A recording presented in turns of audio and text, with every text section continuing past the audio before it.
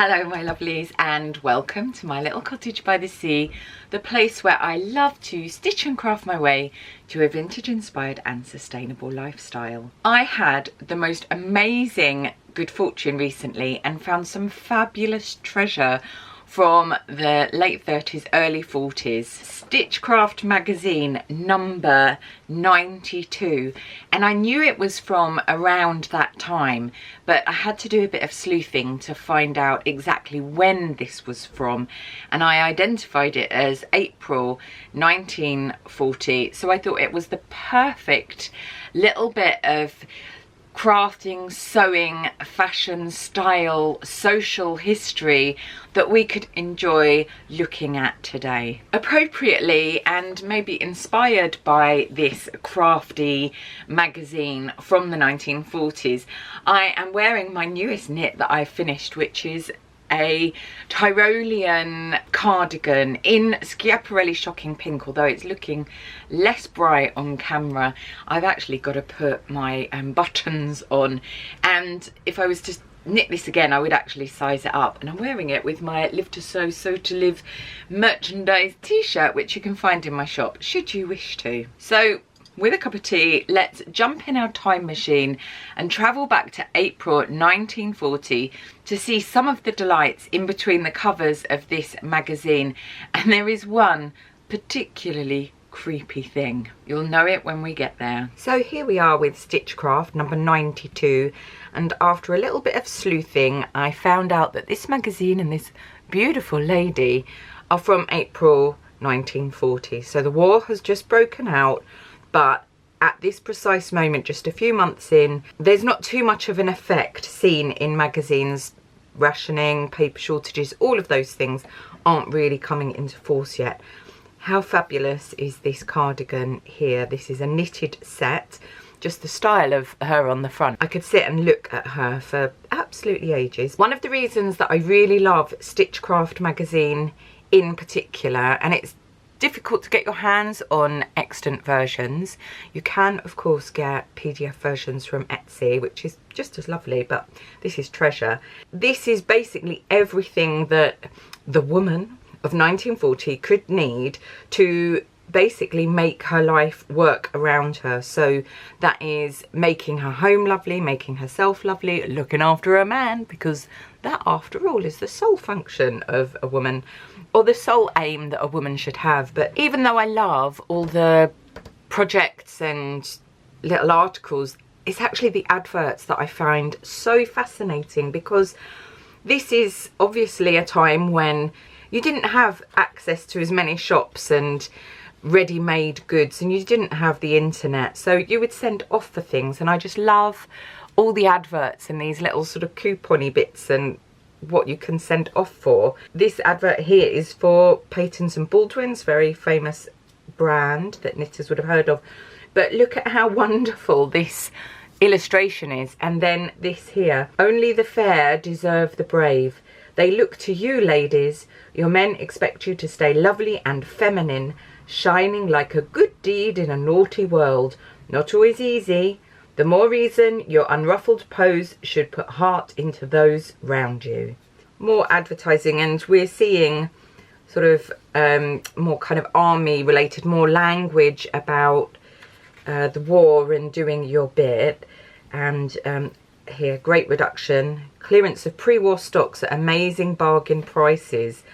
Here's a slimming opportunity. So, you know, Spanx were a thing. Endless mission for women to make themselves less, to smallen and take up less space. We've got Learn Smart Dressmaking here, so you can write to the Women's Institute of Domestic Arts and Sciences and you know, find out how to dress make. Borix baking powder. Men like it. That's the sole reason why you should buy anything, surely, is that men will like it. Oxo Nourishment for the Nation. Do love the old advertising and packaging. And I love, if you've ever been to London, or you manage to get to London, do have a wander along the Thames. It's one of my favourite places, either side, the Embankment or the South Bank. But if you are on the Embankment, you can see the Oxo Tower, which is now full of designers and interior design companies, but that was it's still got the Oxo logo on. It's a fabulous place. May Stitchcraft will contain fashions for high summer. So it's saying it's published on April the 26th here. So these are some of the things you can get and transfers. Here is the outfit from the cover, jacket and skirt on the cover. It tells you that. And how fabulous is this? I would really love to knit more vintage knits. They are always in a much smaller size, so I do need to work out that magic process of biggening them so that I can knit them to fit me. So that's definitely on the agenda. Sporting affairs, we've got this lovely stripe set, a tennis cardigan. I actually really like that cardigan and the texture, and there is something coming up that's really rather wonderful. Patchwork is fun. Patchwork is fun. I love patchwork. I'm becoming absolutely besotted by patchwork at the moment. Brilliant way to use up the gazillion Liberty print scraps that I have, that I've been collecting for years. But isn't this wonderful, this sort of scallopy shell one? I really love that. I'm actually in the process of starting my ghost quilt, so I must not look at another type of quilting, but definitely agree, patchwork is fun. And I love these net applique table mats. I love that in these magazines you just get a bit of every sort of craft. Now I feel we are sort of expected to kind of focus on one or two maybe. Definitely would like to give this a go. Look, you've got the ark, you've got a bird, got some people. These are absolutely divine. I absolutely love these. I mean, look at this one, to knit for summer. Look at this ruffly showgirl type knit here, and then this lovely sort of lattice lace work, really beautiful. And this little kind of sports blouse. Really want to knit something like this with this sort of little placket. It's a very 30s look, and I've seen some original photos of women styling these up. Really love the idea of it. Obviously have to do a little bit of working out with the wool and replacing the wool and biggening, because these come up to fit a 34 inch bust. I'm a little bit bigger than that, but I'm sure where there's a will there's a way. There must be a way of doing it. I'm very fortunate to have a lot of my great Nana Jones's original embroideries that she embroidered in Pantigug Street, which is where she lived in Wales, because I'm of Welsh and French heritage. And I just love these, the sort of tablecloths, and then these on the back of the chairs, which I think are called antimacassars, which is just so enchanting. I need some antimacassars in my life. And how fab is this? Look, a colour picture of those beautiful jumpers, and yes please, yes please, yes please. Less enamoured of this colourway, but still think it's wonderful. I'd probably do this in cream and black, or black and a dusky pink, but arsenicy green with this fluffle ruffles, absolutely yes. This one, old lady's underwear, peach, gorgeous, and that tennis cardigan. I really want to make all three of those. Like, I'm giving myself rather a task, but you know what, I am so inspired. Just popping on here to say that it's always really lovely to have you here, and I'm so grateful for every single one of you who check in regularly. If you are new here and you're enjoying this video so far, then please do click the subscribe and like and comment. I just love to be part of this community of kindred spirits, and it's so lovely to have the opportunity to sort of communicate with all sorts of people from around the world. It really does mean a huge amount to me. So enough from marketing Tara, let's go back to time traveling Tara. And then you can make these. Love the little lady here. Snoods, belt, hat. Probably wouldn't really make a snood particularly, but hat's fab, and just love that you can craft all of these things. A charming, creepy. I imagine she's going to come to life and attack you in your sleep. We also have some lovely crochet edging to make afternoon tea fabulous. Things like this are very much on my mind because I'm doing my dining room, which I will of course share with you when it's done. And I think this is fabulous. Look, you've got lino dyes hard, so lino floor covering, and it tells us why lino's so good.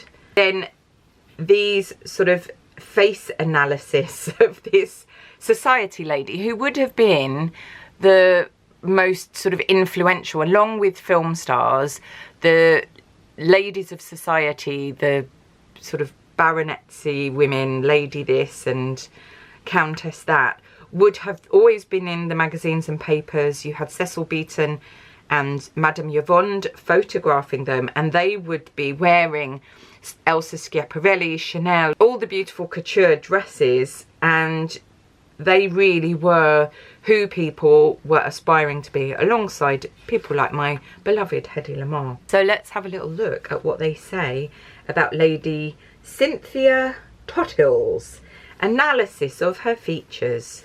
So who is Cynthia Tottill? I am unsure. I shall tell you.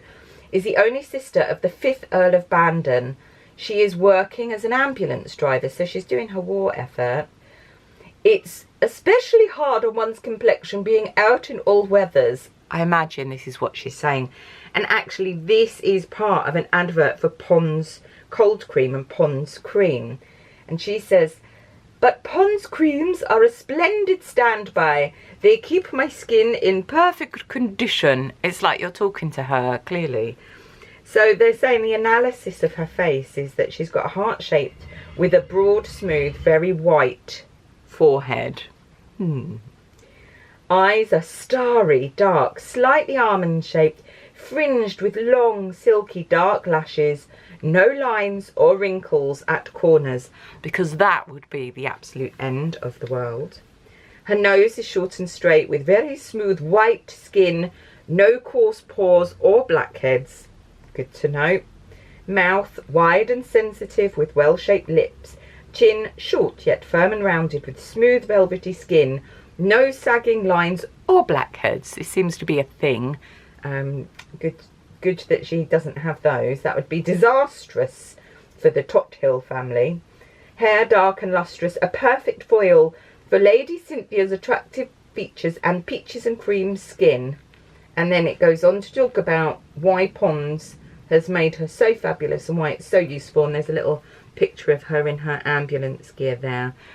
I actually really love Pond's cream, but it's become very difficult to get hold of. It's not really stocked in many places, not around in Hastings, so definitely need to get myself some Pond's cold cream, because then I could look like this. I really do love the little adverts and advertorials that they did. They sort of did a lot more proving their worth, I think. You've got more of a story with these, but they're such a little insight into social history, into fashion history. They really do tell you so much culturally. So, you know, this whole magazine is based around this notion that women are literally only there, their sole job is to make sure that they look amazing for men, because it's one, gonna cheer the men up in these difficult times, but also that's the way that you get a man, is by looking a certain way. So it's sort of all the adverts and everything are geared towards inspiring that. We've got some beauty here and cookery courses. Here we've got nail polish remover, face hairs, how to deal with your face hairs, pesky face hairs, because along with blackheads and wrinkles and unruly pores, you don't want face hair either. National hair controller. Your hair needs to be controlled at all times. And then we've got some Speedway puddings by one Mary Blake. So we're all much too busy nowadays to be able to spend much time on the following elaborate pudding recipes, apart from the expense side of the question. So there is a demand for recipes which are good but can be easily prepared. Those I am giving are of the fairly plain variety, but all are nice. Well, that is a damning indictment. They're nice. Not delicious, they're nice. The sugar ration allows it to be used quite liberally in puddings and cakes, but it is a different matter in the case, for instance, of a woman living alone. So she's talking about the rationing that a family would obviously get more. And I suppose this is before sugar is so incredibly rationed. But I actually really like the sound of some of these. I think I might give some a go. If you would be interested in seeing how that pans out, then I'd love to share that with you. And then we've got this gas cooker, women who work, high-speed grill.